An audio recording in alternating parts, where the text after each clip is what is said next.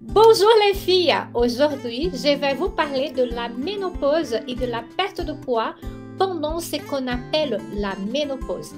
Donc, regardez cette vidéo jusqu'à la fin pour que vous puissiez apprendre comment débloquer votre perte de poids pendant ce qu'on appelle la ménopause.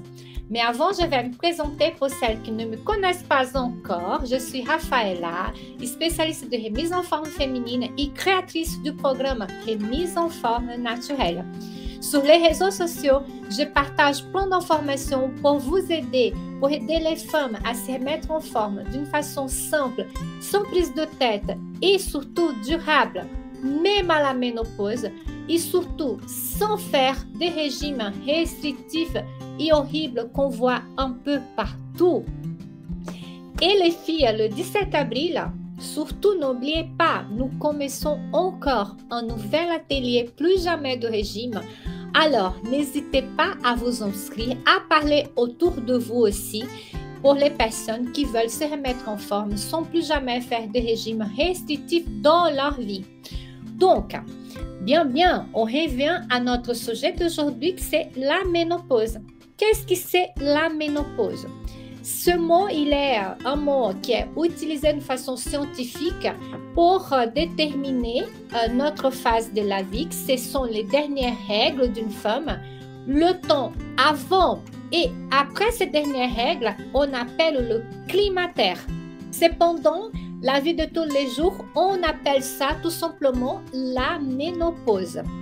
Donc, je vais ici vous parler de la ménopause, mais je vais faire l'utilisation la plus courante de ce mot, pas forcément la définition scientifique. D'accord, les filles? Pourquoi? Parce que le mot technique est plutôt le climatério. Mais on va appeler tout ça la ménopause, la préménopause et la postménopause. D'accord, les filles? Donc, dans cette période, comme vous le savez, notre corps et notre organisme commencent à changer. On peut avoir certains symptômes comme les bouffées de chaleur, les douleurs articulaires, un changement au niveau de notre métabolisme, des changements hormonaux aussi. Et quand on arrive à cette ménopause, notre corps, il n'est plus comme avant. Vous qui êtes déjà à la ménopause, vous pouvez attester ça. Et nos hormones, ils ne sont plus les mêmes aussi. Beaucoup de femmes, donc, après tout ça, se posent la question si c'est possible de perdre du poids et si le métabolisme va vraiment ralentir pendant cette période.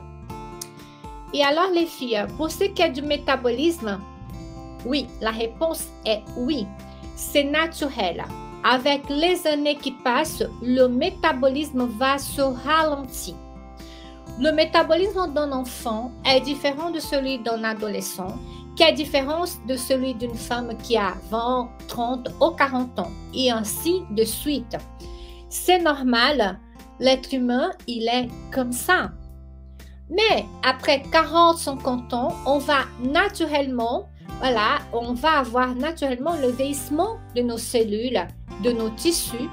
Et donc, la dépense énergétique de notre corps, il va diminuer. Et aussi, une chose très importante, nous avons, avec le temps qui passe, nous avons la tendance à perdre des muscles.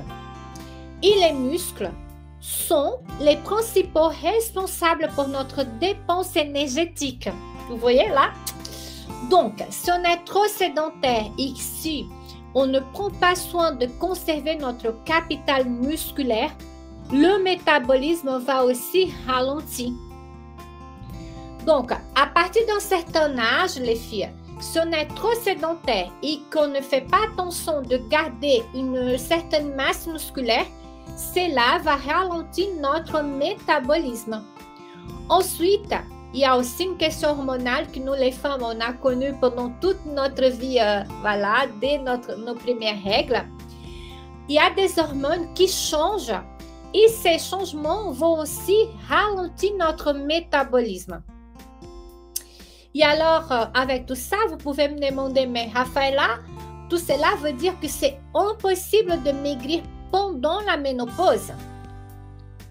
Mais, je vous rassure, c'est complètement possible de maigrir, de se remettre en forme, même après son canton, même dans cette période de climatério. Mais il faut avoir cette conscience d'une chose. Vous devez être plus patiente. Les choses ne vont pas se passer à la même vitesse que quand on avait 20 ou 30 ans. Pourquoi? Parce qu'il va falloir être plus respectueuse de votre corps, mais aussi de votre métabolisme. Et surtout, il va falloir vraiment faire très attention à ne pas utiliser les filles de techniques telles que les régimes restrictifs qui ne vont que faire. Qu'est-ce qu'ils vont faire? Ils vont ralentir encore plus votre métabolisme. Ok les filles?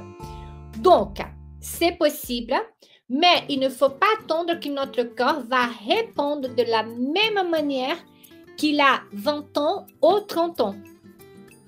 Parce que j'entends beaucoup ça. Oui, Rafaela, quand j'avais 25 ans, il suffisait de ne pas manger des glucides pendant une semaine et paf, je perdais 4 ou 5 kilos. Mais les filles, maintenant, ce n'est plus comme ça. Et les techniques qui marchaient peut-être dans le passé, comme la privation de nourriture, ne font que ralentir encore plus votre métabolisme. Donc, comprenez ça bien.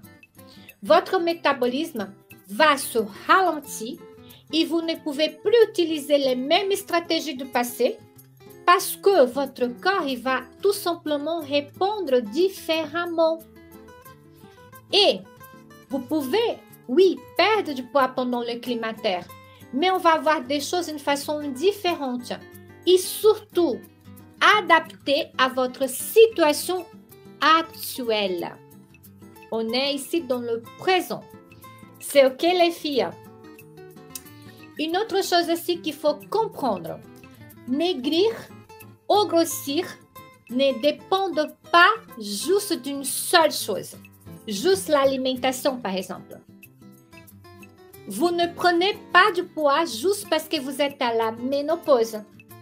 Ce n'est pas juste la faute de l'alimentation si vous prenez du poids. Vous prenez du poids parce que vos habitudes ou plusieurs choses ont changé avec le temps. OK? Donc, on commence vraiment à entrer dans le vif du sujet. Par exemple, la qualité de votre sommeil, votre niveau de stress, vos pulsions sucrées ou salées, la fréquence qui vous permettez de consommer certains aliments moins sains, la quantité d'eau que vous buvez. Oui, car l'hydratation, elle est très importante pour le bon fonctionnement de votre métabolisme. Et tout ça va jouer un rôle très important dans votre remise en forme. Par exemple, quand vous ne buvez pas suffisamment pendant la journée, votre corps il va se mettre en mécanisme de stockage. Il va interpréter cela comme une situation de manque et il économise l'énergie et surtout, il va stocker aussi un excès d'eau. Il va faire de la rétention.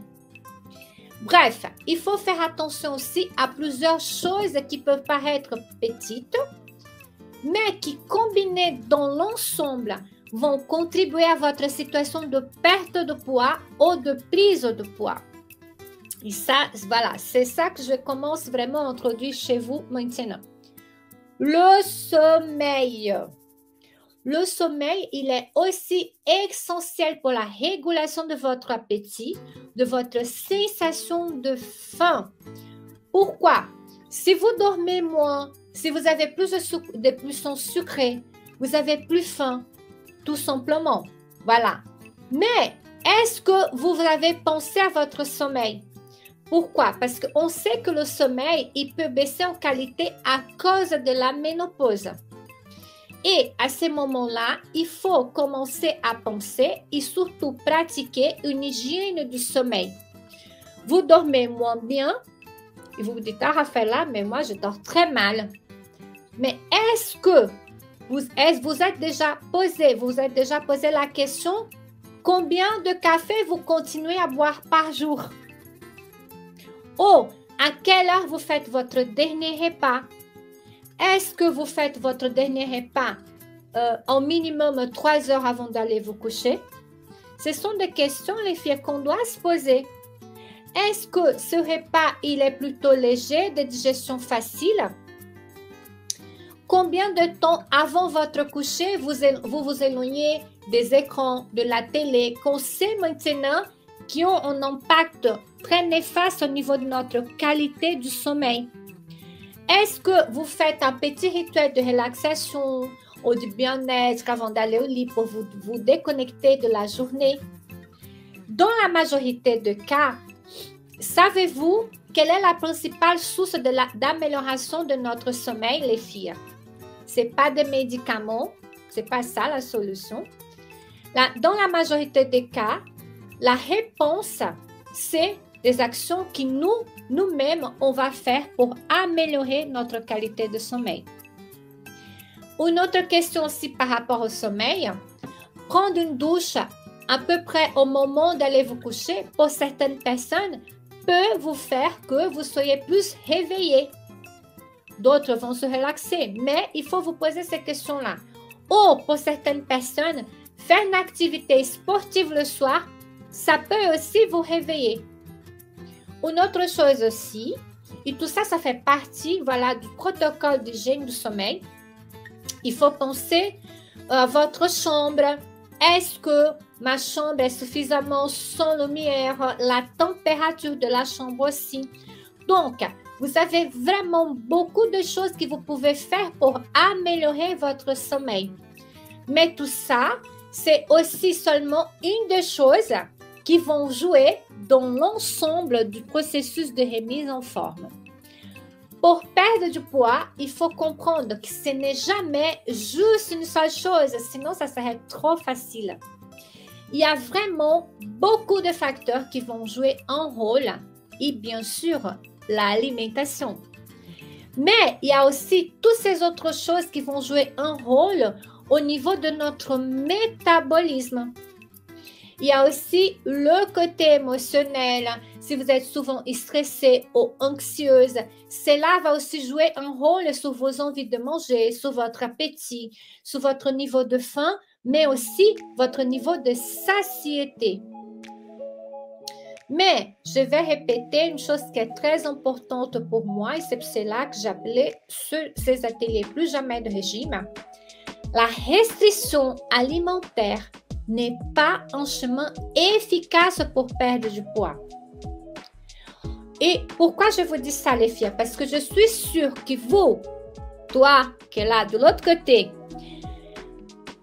beaucoup de femmes qui regardent cette vidéo aujourd'hui, à ce moment même, mangent très peu. Et peut-être c'est le cas, c'est votre cas aussi. Et donc, normalement, si vous êtes intéressé par ce sujet de perte de poids et si vous êtes ici, c'est fort probable que vous avez déjà essayé ou que vous mangez déjà sain, que vous mangez des légumes, que vous ne mangez pas trop de sucre, que vous faites attention à tous ces aliments qui ne font pas du bien à notre organisme. Mais si vous mangez très peu en quantité, cela ne va pas vous aider non plus. Pourquoi les filles? C'est logique. Le corps, il va rentrer en mode suivi. Il va commencer le rythme pour économiser. Il va commencer à ralentir le rythme, pour économiser de l'énergie. Et qu'est-ce qui va arriver ensuite? Notre métabolisme en souffre. Donc, il va se ralentir tout simplement. C'est logique, c'est biologique. C'est pas moi qui ai inventé ça. C'est vraiment une question métabolique qui vient de nos ancêtres, des hommes des cavernes et des femmes aussi. Comme vous le savez, l'homme et les femmes qui ont vécu pendant des millions d'années sans toute cette abondance alimentaire qu'on a aujourd'hui. Voilà, ils ont vécu comme ça. Donc, le corps, notre corps, il a cette mémoire, voilà. Et donc, il a encore programmé pour baisser sa consommation d'énergie et ralentit le métabolisme quand on se prive de nourriture. Il ne sait pas que vous êtes en train de vous priver de nourriture parce que vous êtes en train de faire un régime restrictif. Il va comprendre ça tout simplement comme privation de nourriture et donc il va actionner ces mécanismes-là. Et donc, cet effet a été vraiment observé au niveau scientifique et c'est qu'on appelle dans ces termes-là à l'adaptation thermogénique ou adaptation métabolique. Mais, si on revient à notre question principale, est-ce que c'est difficile de perdre du poids pendant la ménopause, pendant cette période de climatéaire? La réponse est non. Mais on nous fait croire que oui, parce que normalement, les femmes n'utilisent pas les bonnes stratégies, tout simplement. Elles vont utiliser des régimes mirobolants qui ne marchent pas par définition. Et après, on dit que voilà, ça n'a pas marché parce que perdre du poids pendant la ménopause est difficile. Donc, on met la faute sur la ménopause. D'accord, les filles? Mais ce qu'il faut comprendre, c'est que ces régimes ne marchent pas. Les régimes restrictifs mirobolants, plans de restriction, ne marchent pas. Et cela ne marche pas du tout comme ça. Donc, je sais qu'il y a même des professionnels de santé qui font croire à leurs patientes, à leurs clients, que c'est une fatalité de prendre du poids après la ménopause. Mais non, ce n'est pas une fatalité. Et pourquoi je vous dis ça? Plus de la moitié des femmes que j'accompagne dans mon travail ont plus de 60 ans. Et même on a une femme qui a 77 ans. Et elles vont perdre en moyenne entre 5 à 10% de leur poids initial pendant les premiers mois d'accompagnement.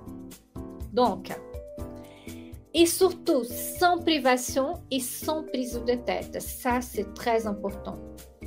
Donc, perdre du poids à la ménopause, ce n'est pas difficile en soi.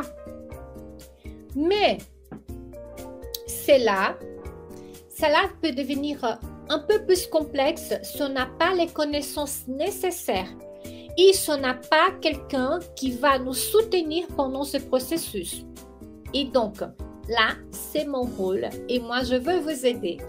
Je vais vous transmettre mes connaissances, mon expérience avec les femmes qui veulent perdre du poids. Mais surtout, je veux aussi vous soutenir et vous dire que c'est possible et que vous allez y arriver si vous le souhaitez. Une autre chose aussi très importante, les filles, perdre du poids pendant la ménopause peut aussi devenir difficile si vous n'avez pas votre propre soutien. Le soutien le plus important, celui qui vient de vous-même, l'envie de faire différemment. Parce que le premier soutien, ça doit venir de nous-mêmes. Et vous avez besoin de prendre cette décision de changer vos habitudes pour pouvoir changer votre physique. Parce que si vous continuez à faire les mêmes choses que vous faites en ce moment, ça c'est logique, cela ne va pas provoquer le changement que vous souhaitez. Et une autre chose aussi qui est bien de le dire, c'est que c'est à vous de décider d'arrêter de parier sur votre santé.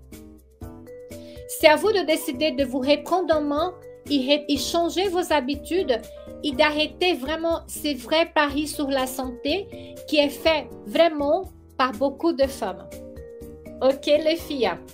En résumé, perdre du poids pendant la ménopause ou même après la ménopause, ce n'est pas quelque chose de difficile. Par contre, on ne doit pas attendre que notre métabolisme fonctionne de la même manière qu'il y a 20 ans ou 30 ans. On va changer nos expectatives par rapport à notre corps.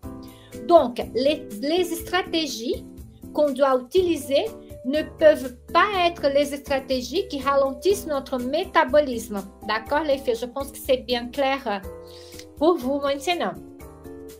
D'ailleurs, une autre chose que je pense que ça vaut la peine de dire aussi, c'est que ce n'est pas juste une chose qui va vous faire perdre du poids. Mais c'est un ensemble de facteurs qu'il faut équilibrer et remettre en place. D'abord, une alimentation suffisante, riche en bonnes protéines, en légumes, en fibres, en glucides à bas index glycémique. Si vous ne savez pas qu'est-ce que c'est, je vais vous expliquer pendant les cours. C'est vraiment la base pour commencer, pour bien commencer. D'accord, les filles? Les privations de nourriture, les privations caloriques drastiques des régimes restrictifs doivent être évitées à tout prix. Parce que cela ne va faire que réduire encore votre activité au niveau du métabolisme. Et surtout, il ne faut pas négliger toutes les autres choses qu'on a parlé. Votre niveau d'activité physique, votre hydratation, votre sommeil, mais aussi, c'est très important, vos émotions, votre niveau de stress, votre niveau d'anxiété. Il faut vraiment prendre ça avec une approche globale. Mais la restriction au niveau de l'alimentation est peut-être un des plus grands saboteurs. Et ça, c'est ça qui va surtout vous éloigner encore plus de votre objectif. D'accord, les filles? Donc, ce petit cours d'aujourd'hui est vraiment un échauffement pour l'atelier de la semaine prochaine. Et j'ai tellement de choses à vous partager que j'ai voulu faire ces cours d'échauffement. J'espère que ça vous a plu aussi. Mais je veux vraiment que vous commenciez à vous rendre compte que ces idées qui sont inculquées dans notre tête, des régimes restrictifs, voilà, elles ne vont que faire rien d'autre que vous éloigner de vos objectifs, surtout les objectifs à long terme. Le pas à pas pour vraiment apprendre à prendre soin de votre métabolisme avec plus de détails, c'est la thématique de notre deuxième cours de l'atelier Plus jamais de régime de la semaine prochaine. Voilà. Donc, commencez déjà à réfléchir à tout ce dont je vous ai parlé dans ces cours d'échauffement et on va continuer avec plus de détails lors des cours de la semaine prochaine.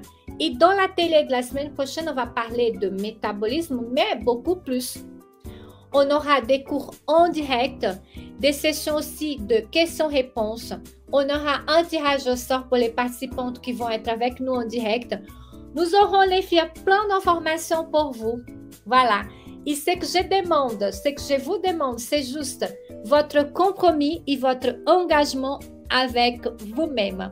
Donc, je pense que c'est OK pour aujourd'hui. Et donc, je compte sur vous et on se voit d'ici peu, lundi, pour le début des cours.